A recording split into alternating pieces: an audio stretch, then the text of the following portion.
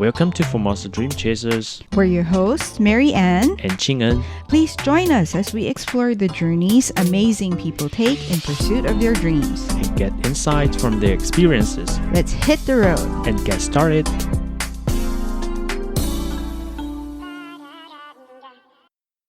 Hey, welcome back to the second part of our conversation with David Dosa. In our last segment, we explored David's journey to Taiwan.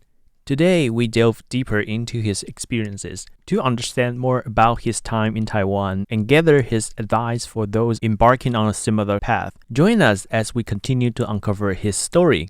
In Hungary or in Europe, I do feel like in most of the shops you only have the basic things like cola and this product. And if you want to try something specific, you need to actually look it up and find it somewhere. Here you just go into 7-Elevens and you discover something new every day. I wouldn't say that, but yeah, you can find new things. Actually, I find 7-Eleven's marketing quite interesting. It feels like every month they push out new products. Like they have a certain shelf. At the moment, it seems like it's Japanese products. Yeah, it's like a curation of different products, like all the food with strawberry flavor and chocolate. Yes. And they also pick chocolate from different countries. European countries, which give you a lot of choices. Sometimes too much. Too much? Because it's too much. You don't know what you're going to choose. Oh, yeah. Here I definitely cannot do what I do back home when you are lining up to pay. Yeah. And in the line, you just look and, I'm going to pick this as well. Because there are too many products. And I cannot decide that fast. And many temptations. Yeah. Is there anything else you want to share or add? Buses here. Okay. Like it's crazy the traffic jams and the traffic here with the buses, how they drive. Or even taxi. So one more thing you wanted to add. Yes. It's the buses. Yeah, it's crazy. Oh, I'm with you on that because I was talking to a colleague just recently because I take buses a lot to work. Mm-hmm. And I do not understand how they drive. Me neither. One time I was going back to the dormitory and there was a bus driver. He drove so good. I was really thinking about going up to him and tell him thank you, really thank you. You are such a good driver. I love it, and there should be more people like you. You deserve a medal. But I felt like if I would do this, he would think that I'm sarcastic or something. So I didn't want to make a scene. Yeah. I also had some bus drivers when, as soon as you just step down from the bus, they close the door. You just close the door and drive away. Yeah. That's really rude. Actually, I don't understand why are they in such a hurry. Do they have a requirement? Have to be punctual. But the thing is, this is the interesting part here, I think, that you need to wave at them to make them stop. Yeah. And sometimes if there are no people waving, obviously they're gonna drive away. And with this, the timetable gonna change, especially during nighttime, like after 6, 7, 8, because less and less people are on the street. So sometimes it happened to me, like the bus I was on skipped 3-4 stops. In this way, the timetable is changing. Doesn't matter. Yeah. But I don't understand why they need to be quote unquote so punctual, because each of the bus stop, they have a measure of time that shows, how long will the bus take to get to you? And I'm assuming that's tied to the bus itself. Yeah. So if the bus slows down or if the bus gets delayed, the time would reflect that. So I'm not sure if they will get punished for being delayed. Actually, it's so bad to the point where I felt like I wanted to call the citizens hotline and complain, because I really do not like how, because the bus stops are they're relatively short distances to each other, but they zoom towards each stop really fast, and they brake because they drive so fast, right? The brake is very sudden, and so you lurch forward all the time. When you're holding a cup of coffee. Yeah, I know, right? Or even just sitting, let's say, half an hour, and then that keeps on happening. I get car sick. I get car sick, and it's that experience that make it pretty bad for me. So if you're gonna make a protest or something, I'm joining you. Yeah. Yeah. And you were saying about taxi drivers? Yeah, sometimes they drive really, really fast. I would agree, but I've had more pleasant experiences on taxis than on buses. The buses still are not on my, nice list. Okay. You say you've been to Hangzhou. Like, you do make comparison between learning Mandarin in China and in Taiwan. What were the different learning experience? I would say the biggest difference regarding to learning is I feel like more Taiwanese people know English, and this way it's more convenient and easier to try to start a conversation with Taiwanese people. Because even if you face difficulties with Chinese language, it's easier to just switch or just stick in like some English sentences, and the communication will be sort of fluent. Do you mean that there are still some language barrier in classroom when you are in China? I wouldn't say in the classroom, not necessarily, but as soon as you leave the university area, it's harder to find people whose English are good enough to start speaking. Didn't that give you more opportunity to practice speaking Mandarin? Yeah, but here comes the mistake that I can advise for foreigners. Whenever you go study another language, don't hang out with other people and use English. Because that was one of my mistakes. I only sort of had friends from different... I didn't regret it because they are really, really good friends. But it was a problem, and it made learning Chinese harder because obviously we were speaking to each other using English. And here I have more chances to use Chinese. Yeah. Chingen's completely fluent in Mandarin. He can talk to Chingen. And he will answer you in perfect Mandarin and Taiwanese. Yeah, without doubt. If you want to experience different culture, what can you do, or what kind of mindset you must have to start this journey? Well, you need to be open-minded. That's definitely the most important thing, I think. And here's what I do when I visit any country. After finishing like the most basic touristic places, like everybody does that sooner or later. But what I do is just opening up the map and look at different parts. And I'm sort of like, hey, here's a big chunk of green land. What is this? I'm gonna go here and check it.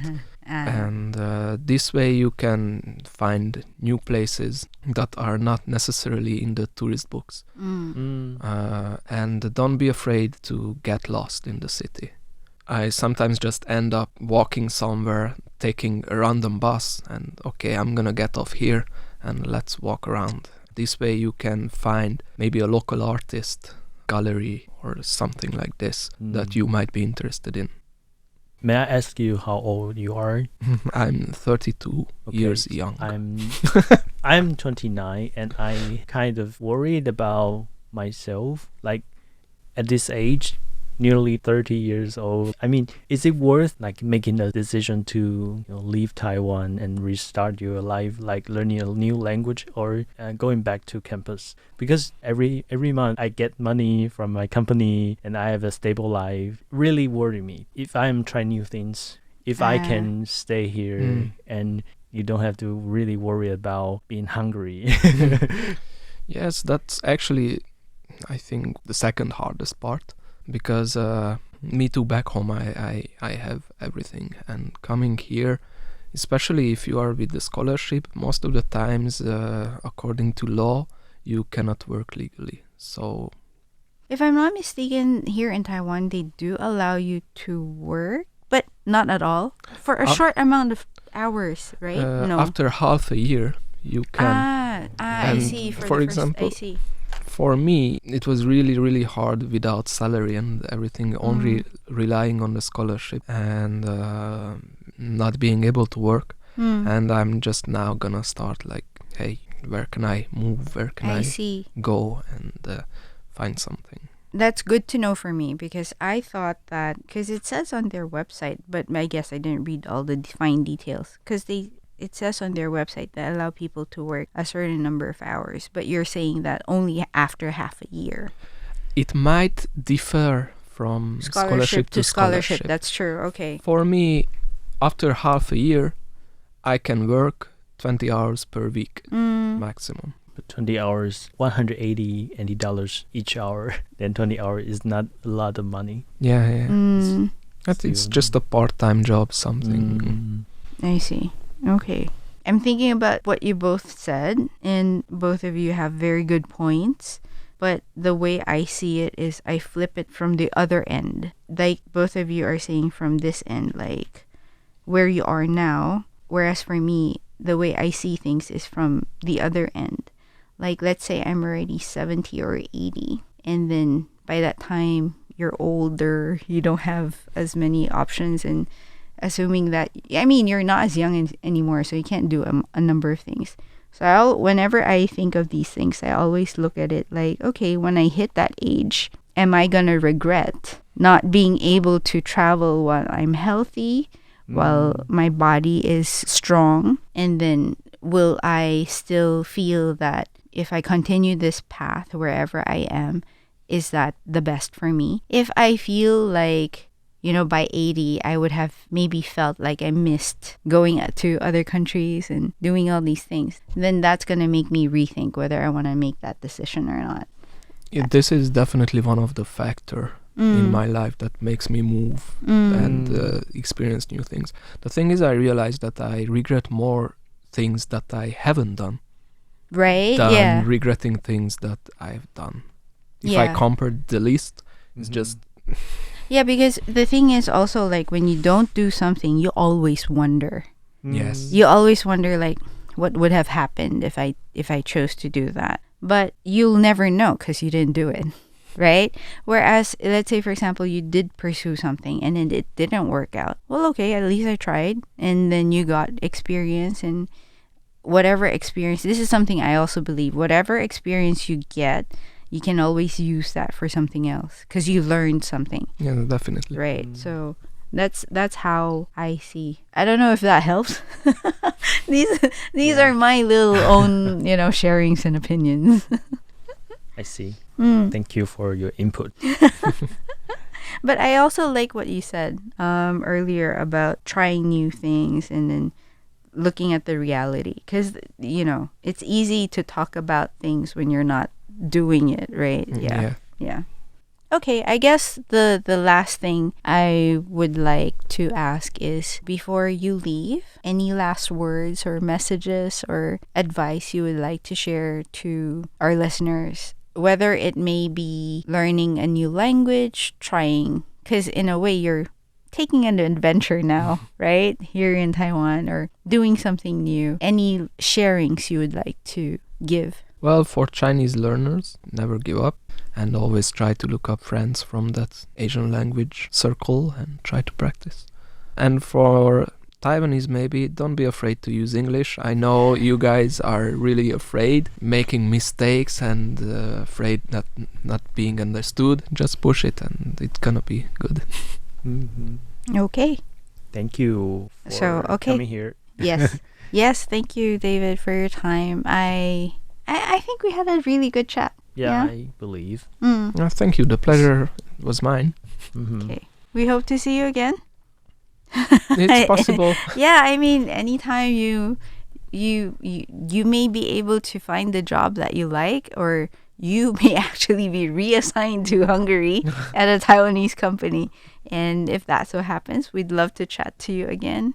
Yeah, sure. At the next step of wherever you are in your journey. Yeah, okay. Thank you. If you feel like you have a topic that you think I can be a good guest to, feel free to reach out. I'm gonna be here definitely until the end of August. Okay, sounds good. Contractually, I cannot leave. So. Okay, sounds good. Thank you. Thank you. Again, this is Ching En and Mary Ann. See you guys next Sunday. Bye.